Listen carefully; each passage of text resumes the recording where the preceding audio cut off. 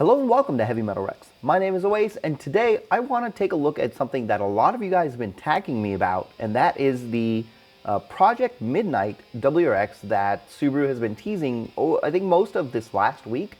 And I have been seeing it, I have been watching it, and you know, it looks crazy. And so I just wanted to dive in and just kind of look at what it is with you guys. If you haven't seen it, this would be a great time for you to also check it out and kind of compare it to the cars that have come before it and the engines that those cars have, because there's a little difference here with what I was hoping we got versus what we actually got.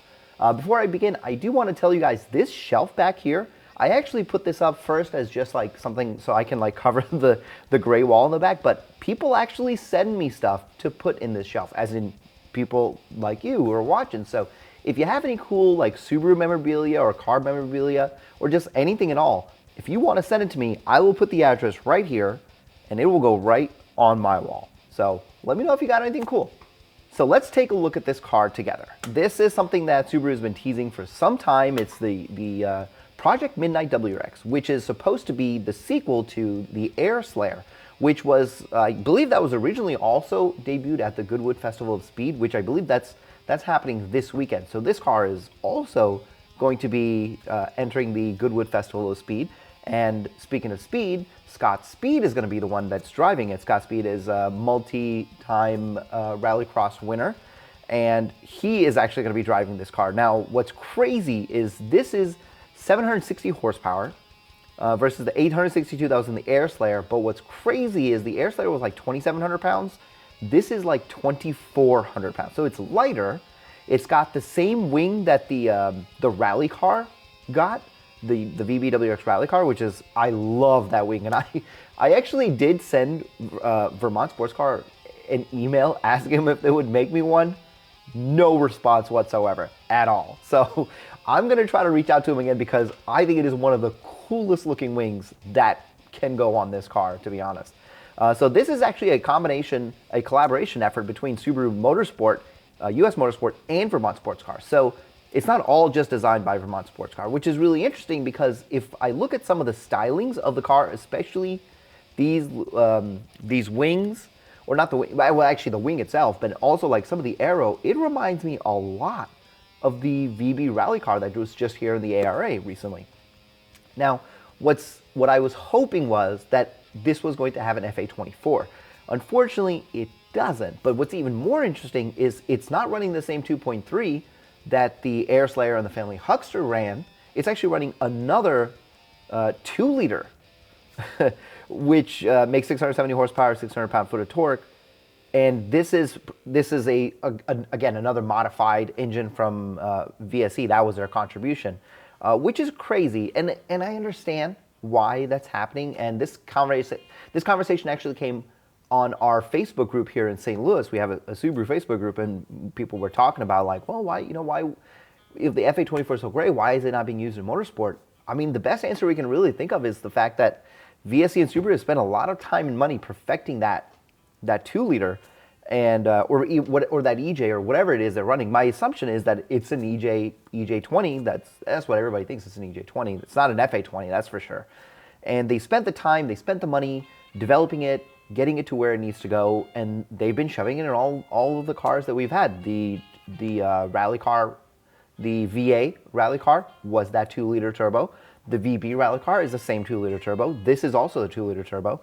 Now, what's interesting is if we look at the previous rally car, or no, sorry, not the rally car, but the previous Air Slayer that this is replacing, the Air Slayer actually had a 2.3-liter, making 862 horsepower.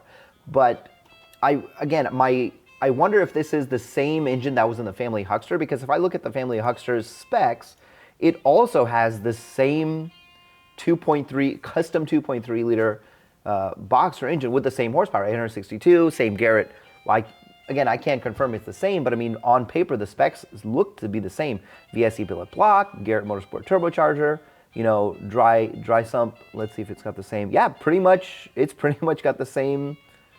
Yeah, I'd say it's about the same specs between these two cars. So they could have just took that engine out and just threw it in here. So at least what they're doing with the Project Midnight is at least we are getting another custom engine. Now, again, I know people who own a VB, they want to see the FA24 be showcased in motorsport more, and it kind of makes us feel good that they are also using the same engine that they want us to use. Now, to be fair, the Nürburgring car did have the FA24, and it did an incredible job, but another car, WRX with the FA24, that I haven't really talked about, and I've actually been meaning to do this for some time, I keep forgetting it, is the Japanese rally car. Yeah, the Japanese rally car is actually running basically it's an FA24 almost exactly to what they have factory production FA24. When I was trying to go back and read some of the specs, I didn't see anything about anything special on it versus like what the Nürburgring got. I'm pretty sure it's probably the same engine package with the upgraded turbo and the upgraded rods, but I mean it's nice to see that at least these two cars are representing the FA24, even though some of the higher horsepower ones are not. But this is kind of to be expected because if you don't know, the EJs were actually port injection, so they are able to push out more horsepower because they can get more fuel in. The biggest disadvantage we have with the FA24 right now is it is direct injection, and without doing massive kinds of modifications, you can't really get extra fueling into it. Now, I know there's some aftermarket options available like they were for the FA20, which is just adding a fifth injector, but clearly that's not the route that VSC thinks is most optimal. Remember, these guys are also engineers. They do the same kind of work that the aftermarket community does to try to build this stuff. So that's kind of cool. And at the same time, it does suck. And I agree with everybody who says like, oh, I kind of wish that there was an FA24 in the Project Midnight. And I agree. I do wish that it was as well. Now, that's pretty much all we have right now on this car. I look forward to seeing it in action this weekend. I'm actually I'm gonna try to do my best. I was thinking of maybe live streaming it, and if I can't live stream the festival or when that WRX runs, I'll probably just do like a small video about it, just kind of talking about it. Either way, I think it's gonna be a lot of fun to see, and I'm happy that Subaru isn't really abandoning the WRX, the VB WRX, even though it's not a direct competition motorsport. At least even in some of these showcases, they are willing to put the car out there, both in the US and in Japan. As you can see, we've got the VB WRX rally car in Japan. We have the VB WRX rally car in America. We have the Nürburgring car here, or I guess nationally.